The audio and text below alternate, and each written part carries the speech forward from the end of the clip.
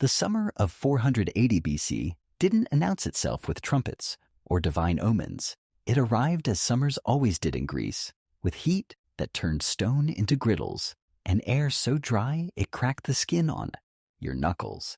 But this summer carried something else in the wind, something that made farmers look up from their fields and mothers pull their children closer. The largest army the world had ever seen was marching west. King Xerxes of Persia had spent 4 years preparing for this moment. While Greek city-states bickered over trade routes and border disputes, the Persian Empire had been assembling a force of such magnitude that ancient historians would struggle to count it accurately. Modern estimates suggest somewhere between 100,000 and 300,000 men. But the exact number mattered less than the reality. This wasn't a raid. It was an extinction event. The Persian strategy was elegant in its simplicity. March down the coast of Thrace and Macedonia, use the navy to supply the army, and push into central Greece like a slow-moving tsunami. Once Athens and Sparta fell, the rest would surrender without a fight. The empire would stretch from India to the Adriatic. The Greek experiment in democracy, barely a century old, would become a footnote in Persian administrative records.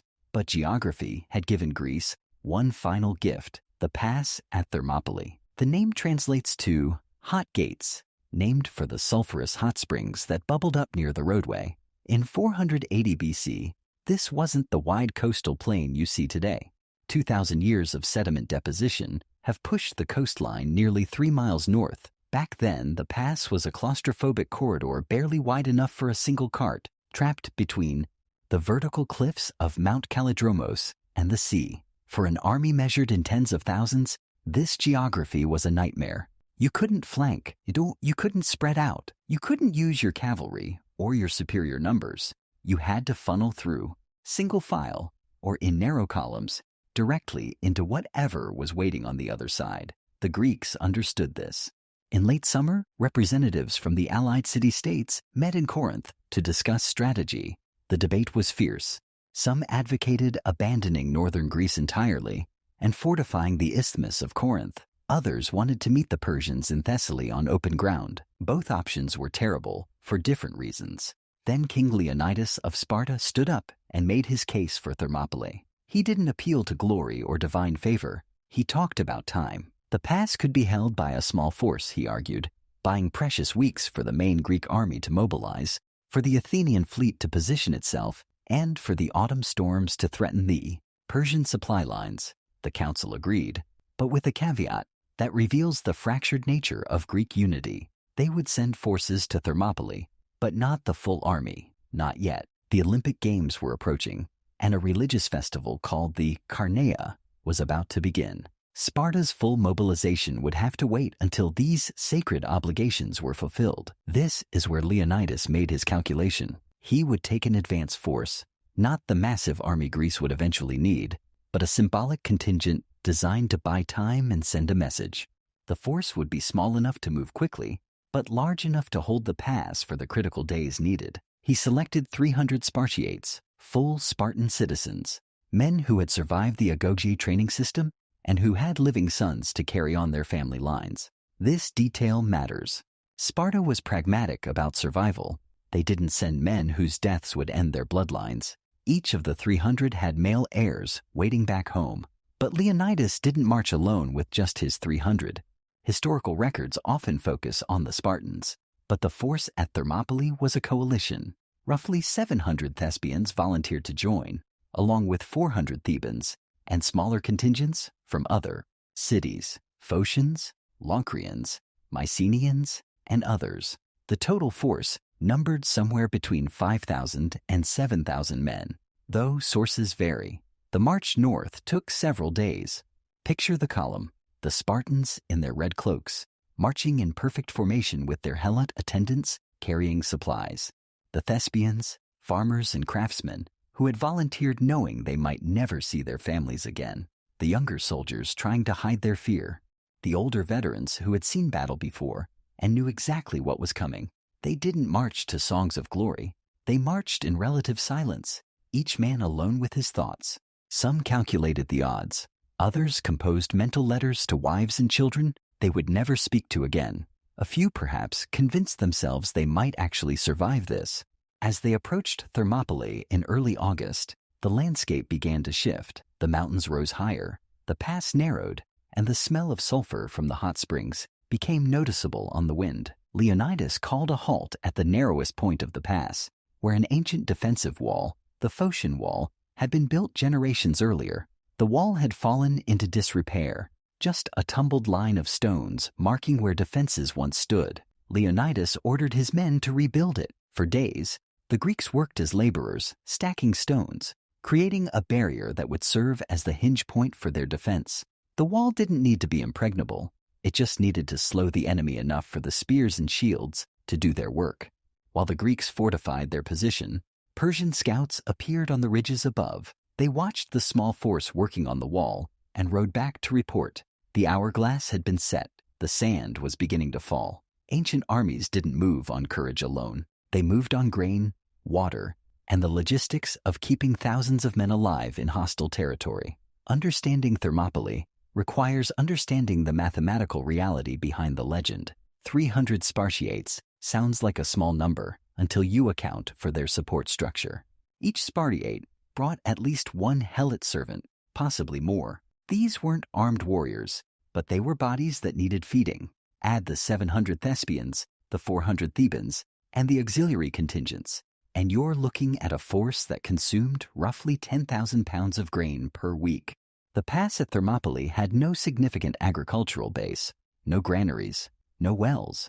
The Greeks were dependent on a supply line that stretched back through the mountains toward friendly territory. Wagons had to make the journey repeatedly, bringing amphoras of water, sacks of barley, dried fish, and olive oil. This is the part of warfare that doesn't make it into the heroic poems. The inventory management. How many cart axles do you bring as spares? How much rope for repairs? What happens when the first man comes down with dysentery from drinking bad water, and then the second, and then 20 more? Leonidas had to solve these problems while simultaneously preparing for the largest military engagement any of these men had ever seen. He positioned the Phocians, who knew the local terrain, on the mountain path above the pass, the Thermopylae path that would later become the route of betrayal. He drilled the allied contingents on formation discipline. He walked the length of the defensive position repeatedly, memorizing every rock, every depression in the ground, every advantage the terrain offered.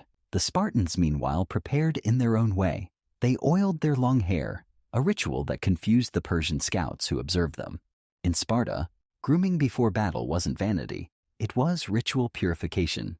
If you were going to die, you would die clean, properly presented to whatever waited on the other side. The waiting was perhaps the hardest part. Days passed. The Greeks could see dust clouds in the distance, hear reports from scouts about the approaching Persian force. But the enemy didn't arrive. The anticipation built like static electricity. Men who had been joking nervously the first day fell silent by the third. Sleep became difficult. Some men developed stress-induced ailments, headaches, stomach pains, trembling hands when they thought no one was watching. The psychological weight of a suicide mission is difficult to quantify, but it showed in small ways.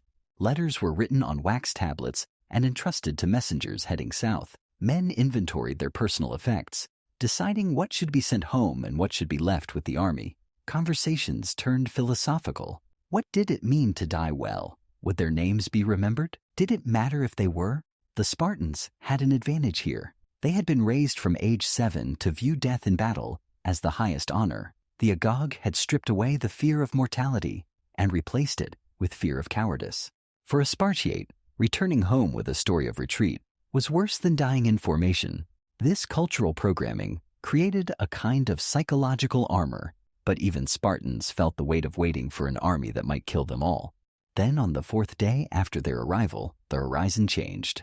The Persian army didn't appear all at once. It emerged like a slow tide, section by section, until the northern end of the pass was filled with humanity as far as the eye could see.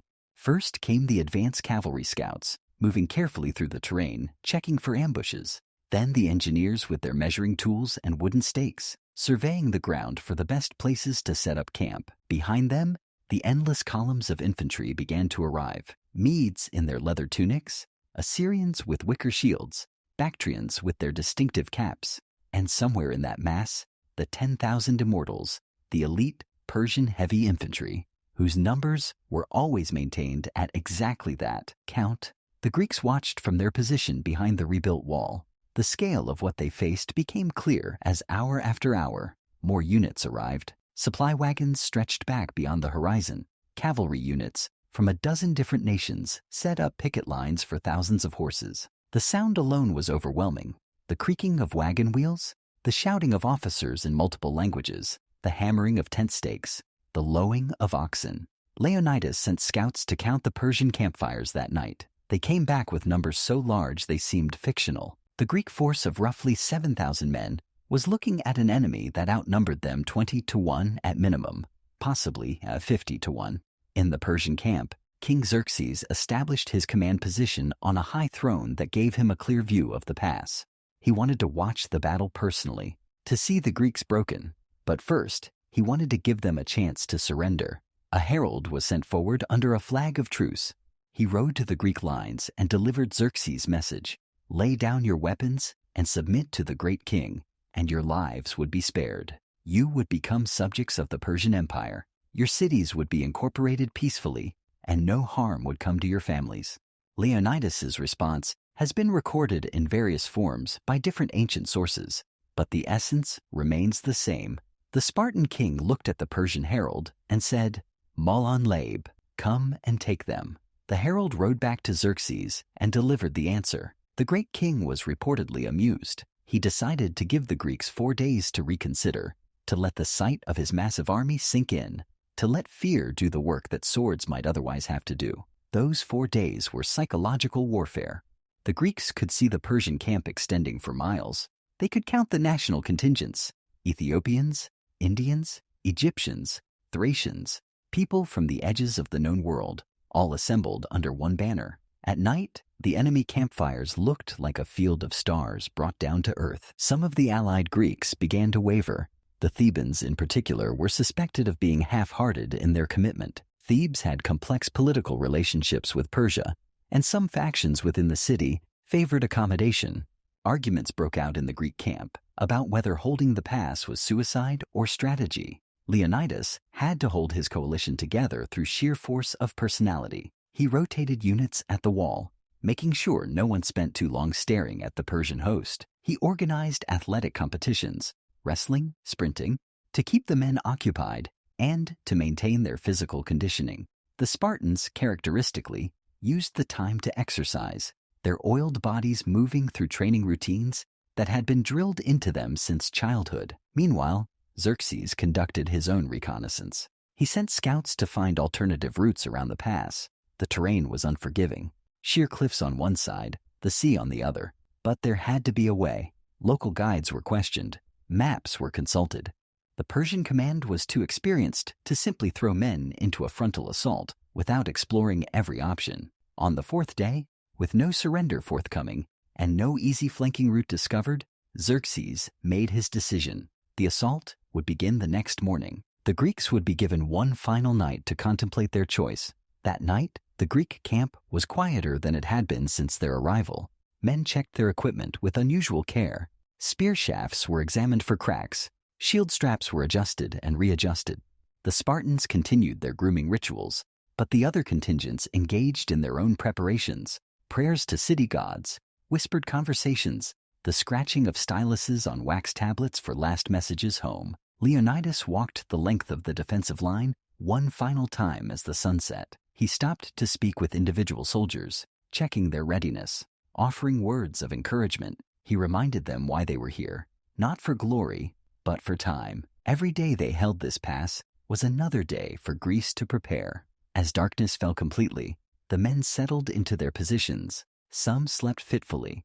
Others stayed awake, watching the countless Persian fires in the distance, each flame representing another enemy they would face in the morning. The waiting was over. The mathematics of desperation were about to be tested against the mathematics of overwhelming force. Dawn broke over Thermopylae with the kind of perfect clarity that makes everything seem sharper, more real. The Greeks had been awake for hours, eating a cold breakfast of bread and cheese, checking equipment one final time. The sea behind them was calm, almost glassy. The The morning air still carried a hint of coolness that would burn off within the hour. Across the narrow pass, the Persian camp was stirring. Trumpets sounded in the distance. Officers shouted commands in Farsi, Median, and a dozen other languages. The reorganization of an army that had been at rest into an army preparing for battle is a logistical spectacle. Units forming up, weapons distributed, commanders riding between formations on horseback. Xerxes, seated on his golden throne on the hillside overlooking the battlefield, gave the order. The first wave would be the Medes and the Scythians, tough mountain fighters, experienced warriors who had conquered territories from the Zagros Mountains to the Hindu Kush. These weren't untrained conscripts. They were professional soldiers from the empire's military tradition. The Median commanders divided their forces into successive waves. The pass was too narrow to deploy everyone at once, so they organized a rotation. Fresh troops would cycle into the killing zone, while exhausted units pulled back. It was sound tactical thinking for dealing with the geographical constraint. The Greeks standing behind their rebuilt wall could hear the Persian formations approaching before they could see them clearly. The sound of thousands of feet striking the ground created a rhythmic thunder. Then the first units came into view, advancing at a steady walk, shields up, spears ready. The narrowness of the pass meant that the Persian numerical advantage was neutralized. Only so many men could fit shoulder to shoulder in that space. Ancient estimates suggest the front could accommodate perhaps 40 to 60 men across at the narrowest point. Against this, the Greek phalanx presented an unbroken wall of bronze shields, each man's shield protecting the person to his left. The phalanx wasn't just a formation. It was a fighting system refined over generations. 8 ranks deep, each man had a specific role. The front rank held the line with their spears. The ranks behind pushed forward with their shields pressed against the backs of the men in front, adding their body weight to the collective force of the formation. It turned individual soldiers into a single mechanical entity. When the first Median wave crashed into the Greek line, the sound was distinctive, not the clash of individual combat, but a collective impact, like a heavy door slamming shut. The Greek spears, longer than the Persian weapons, created a lethal zone that the attackers had to cross before they could even strike back. The fighting settled into a grim rhythm. The Medes pushed forward, trying to break the Greek formation through sheer pressure. The Greeks held position, their longer spears finding targets, their shields deflecting incoming blows. Men in the front rank fought until their arms gave out, then rotated to the rear, fresh soldiers cycling forward to take their place. This rotation system was critical. Fighting in armor, in the heat, maintaining formation while fending off attacks, it was exhausting work. A man could maintain that intensity for perhaps 10 to 15 minutes before fatigue made him dangerously slow. The Greeks had drilled these rotations endlessly. Smooth transitions kept the front line fresh. The Persians hadn't anticipated this level of tactical sophistication. Their waves broke against the phalanx like water against stone. The narrow confines of the pass prevented them from using their mobility or their archery effectively. They couldn't surround the Greeks. They couldn't flank them. They could only push forward into the spear points. By midday, the Median assault had faltered. The rocky ground of the pass was treacherous underfoot now. Men withdrew in stages, exhausted and demoralized. From his throne, Xerxes watched with growing frustration. His scouts had warned him that the Greeks were formidable infantry, but this was proving worse than anticipated. The Greeks used the lull to tend to their wounded, redistribute water, and prepare for the next wave. Leonidas moved among the men, checking injuries, offering praise. The mood was cautiously optimistic. They had held. The plan was working, but the day wasn't over. Xerxes consulted with his commanders and made his next decision. If the Medes couldn't break through, he would send his best. He ordered the immortals to prepare for assault. The morning of the second day brought a different kind of tension. The Greeks had proven they could hold the pass, but everyone understood that Xerxes wouldn't keep throwing Medes at them indefinitely. The real test was coming. The immortals were the pride of the Persian military. They got their name from their constant numerical strength. When one fell, he was immediately replaced to maintain exactly 10,000 men. These weren't tribal levies or conscripted farmers. They were career soldiers, equipped with the finest weapons the empire could produce, trained in formation fighting, and led by experienced officers who had fought in every major Persian campaign for decades.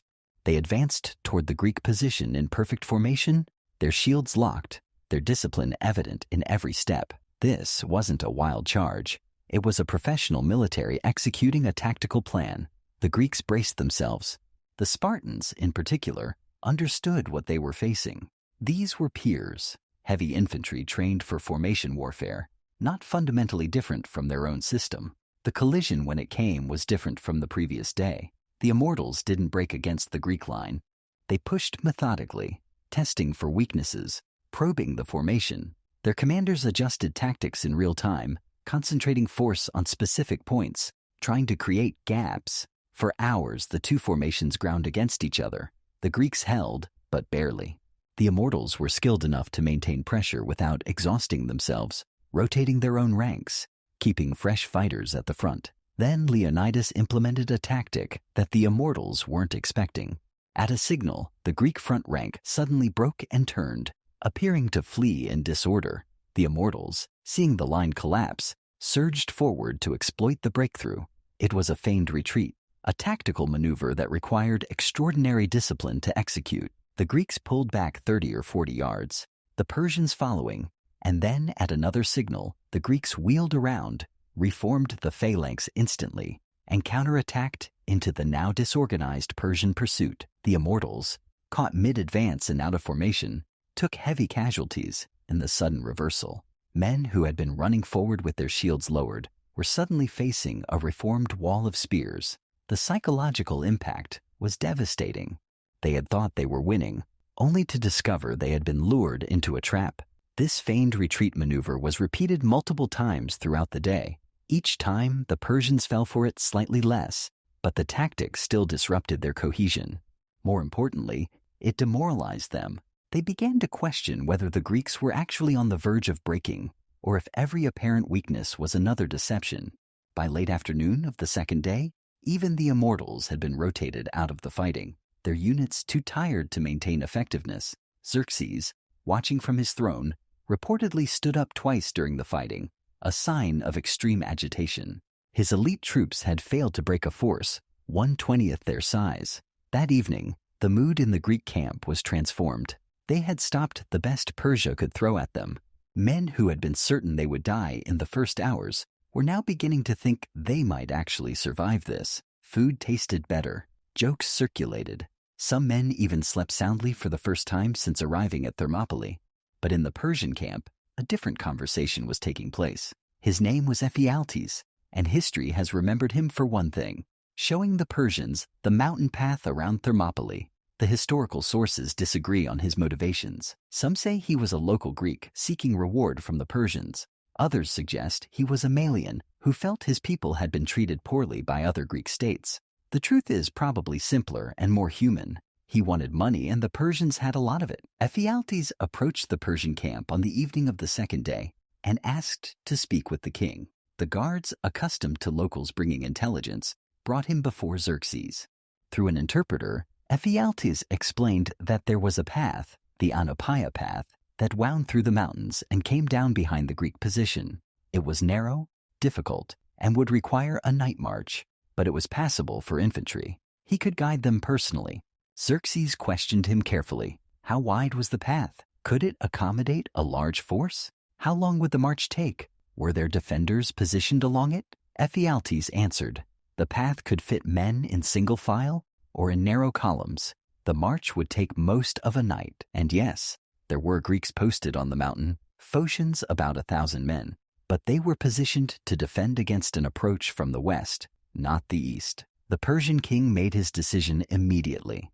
He would send a force under the command of Hydarnes, one of his most trusted generals, to take the mountain path. They would march that night, attack the Phocian guards at dawn, and descend to trap the Greeks at the pass between two armies.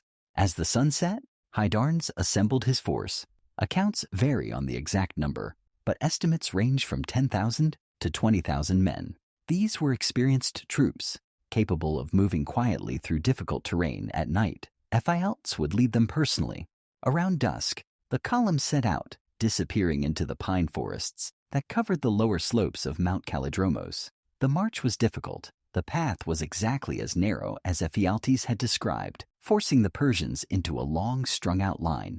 Roots and rocks made footing treacherous in the darkness.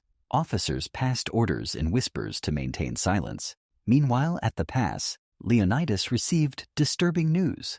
Local shepherds had reported seeing lights moving in the mountains, torches or lanterns that suggested troop movement. The Spartan king immediately understood what was happening. The Persians had found the path. He sent runners up the mountain to warn the Phocian guards and called a council of his officers. The strategic situation had just collapsed. If the Persians successfully flanked them, the entire Greek force would be surrounded. The mission to hold the pass and buy time had just become impossible to sustain.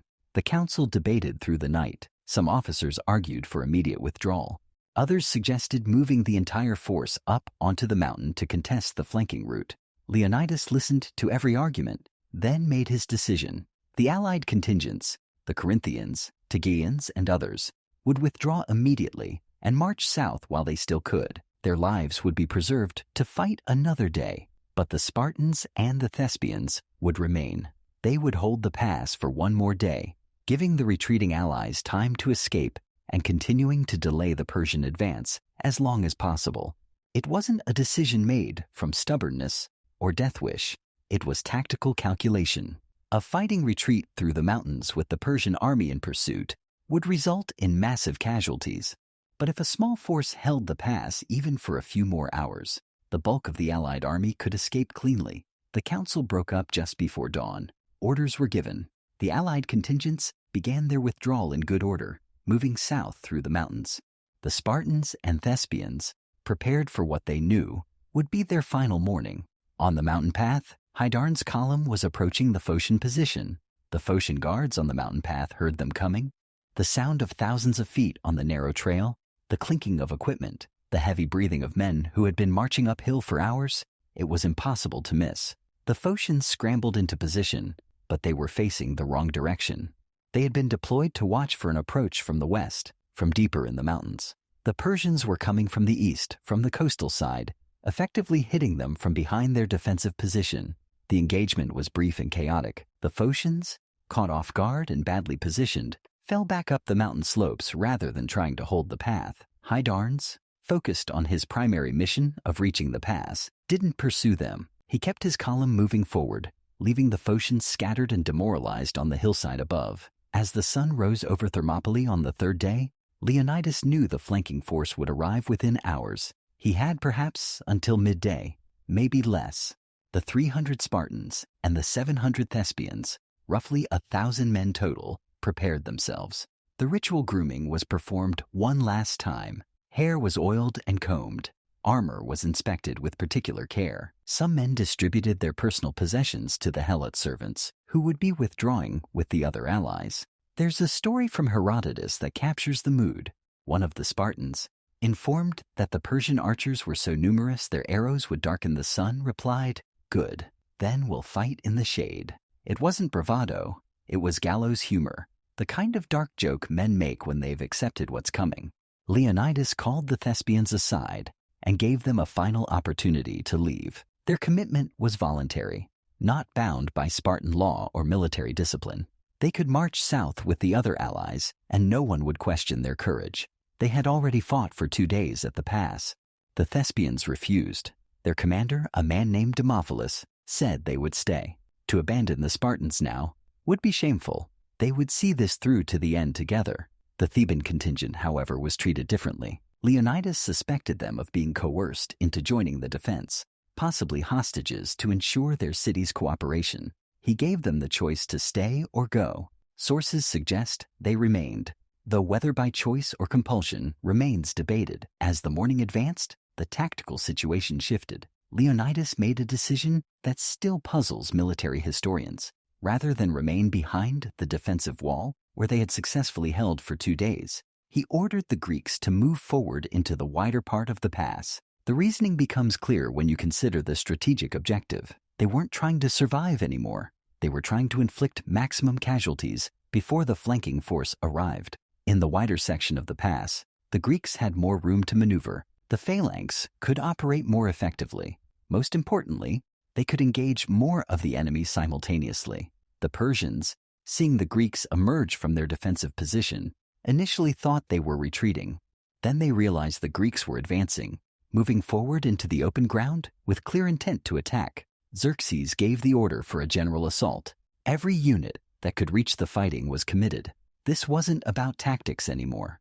It was about overwhelming the last defenders through sheer mass. The Greeks formed their phalanx and pushed forward. The fighting became extraordinarily intense. Men fought until their spears shattered, then drew their swords.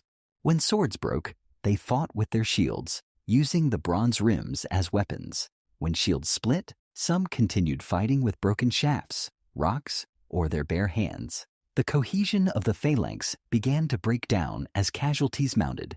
Units became separated. Small groups of Spartans and Thespians found themselves surrounded, forming defensive circles, fighting in all directions. Leonidas fell during this phase. The accounts vary on exactly how. Some say a spear through the chest, others suggest multiple wounds, but the result was the same. The Spartan king went down in the middle of the fighting. What followed was a desperate struggle over his body. In Greek culture, leaving a king's corpse on the battlefield was unthinkable. The Spartans fought to recover Leonidas, while the Persians tried to claim the body as a trophy. The fighting over this single corpse was reportedly more intense than the battle around it. Eventually, the Greeks managed to pull Leonidas' body back toward the narrow section of the pass, but by now, the situation had become untenable. The survivors, perhaps a few hundred men still on their feet, received word that Hydarne's flanking force had been spotted descending the mountain path behind them. They were about to be surrounded. The Greeks withdrew to a small hill within the pass, later known as the Kolonos Hill. It wasn't much of a defensive position, just a slight rise in the rocky ground, but it gave them a small advantage. The Persians would have to attack uphill from all directions. The survivors formed a circle. By this point, most weapons were broken. Spears had shattered during the morning fighting. Many swords had snapped at the hilt from the force of impact. The men armed themselves with whatever they could find: broken spear shafts, rocks from the ground, pieces of shattered shields. The Persians surrounded the hill completely. Hydarne's flanking force had arrived, cutting off any possibility of retreat. The Greeks were trapped in a tightening noose of enemy soldiers. Rather than rush the hill and take more casualties in close combat, the Persian commanders made a tactical decision. They would use their archers. Standing at safe distance, thousands of Persian bowmen drew their weapons and elevated them for high-angle fire. The Greeks on the hill had no protection. Most shields had been broken or lost during the morning fighting. The men crouched low, trying to make themselves smaller targets, knowing it wouldn't matter. The first volley arced into the sky, a dark cloud that seemed to hang suspended for a moment before falling. The arrows came down like deadly rain. There was nowhere to run, nowhere to hide. Men fell where they stood. Volley after volley followed. The Persians took their time, methodical and efficient. This wasn't a battle anymore. It was an execution. The historical accounts say the Greeks fought back with thrown rocks and the last few javelins they had, but it was futile. One by one, the defenders on the hill fell silent. The volleys continued until there was no movement left, until every Greek on that hill was down. Then the Persian infantry moved in cautiously, checking the bodies, ensuring no one was feigning death. In the span of about 3 hours that morning, the 300 Spartans and 700 Thespians had been annihilated. Every single man who stayed at the pass was dead. Some Thebans allegedly surrendered and were branded as slaves, but sources disagree on this detail. The Persian victory was complete. The pass was theirs. The road to Athens lay open. When the fighting finally ended, an eerie quiet settled over Thermopylae. The constant noise of battle, the clash of weapons, the shouting, the screaming, suddenly stopped, leaving only the sound of wind and waves. Xerxes descended from his throne and walked the battlefield personally. He moved among the dead, examining the Greeks who had defied him for 3 days. His emotional state, according to ancient sources, was complex. There was satisfaction at the victory, but also fury at the cost. The Persians had suffered catastrophic casualties. Exact numbers are impossible to verify. Herodotus claims 20,000 Persian dead, but modern historians consider this exaggerated. Still, even conservative estimates suggest several thousand Persian soldiers died in that narrow pass. a staggering price to pay for what should have been an easy victory. When Xerxes found the body of Leonidas, his rage manifested in an act that shocked even his own men. He ordered the Spartan king's head cut off and his body crucified, mounted on a pole as a public humiliation. This violated Persian customs regarding honorable enemies and demonstrated how personally the great king had taken the resistance at Thermopylae. But the desecration of Leonidas's corpse had an unintended consequence.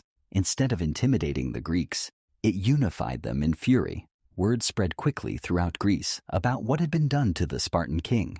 The outrage became a rallying point. Meanwhile, the Persian army resumed its march south. They had been delayed for 3 days, exactly the delay Leonidas had been ordered to create. Those 3 days had allowed the Greek fleet to position itself at Artemisium, allowed Athens to evacuate its civilian population, and allowed the allied Greek forces time to prepare their defensive positions. The strategic impact of Thermopylae wasn't in the casualties inflicted or ground held. It was in time purchased. 3 days doesn't sound like much, but in the compressed timeline of military campaigns, it was everything.